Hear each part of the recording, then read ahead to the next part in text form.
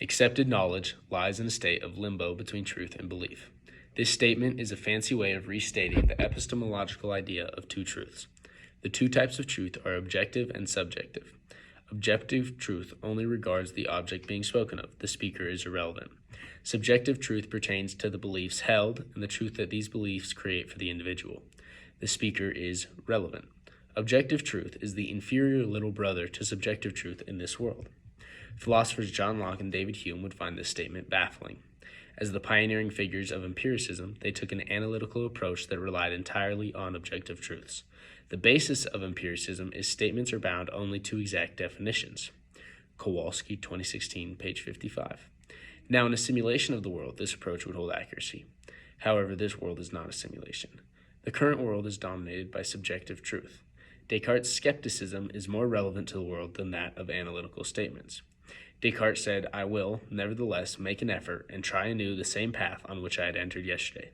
That is, proceed by casting aside all that admits of the slightest doubt, not less than if I had discovered it to be absolutely false."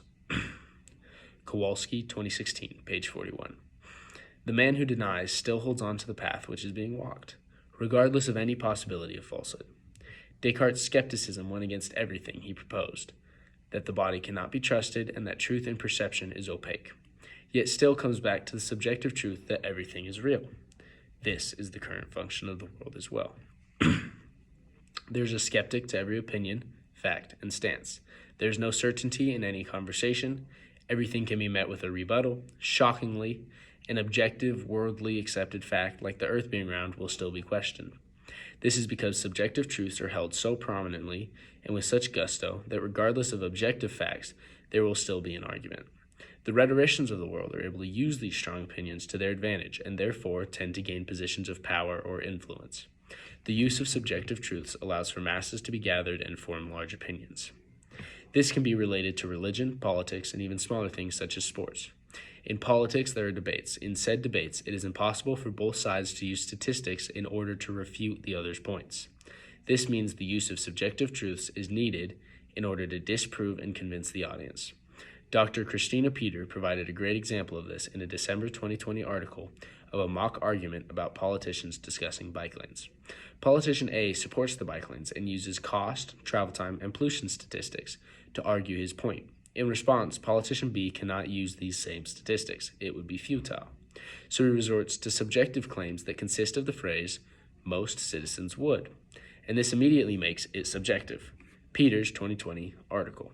He will likely win the argument because the subjective truth provided, like construction noise, construction blocking roads for a time period, and opinion on taxes, are all very opinionated, which the citizens he speaks for also may believe. This same idea is applied to sports as well. A TV host discusses the hottest new players. He talks about their potential, subjective, and the bright spots they have shown.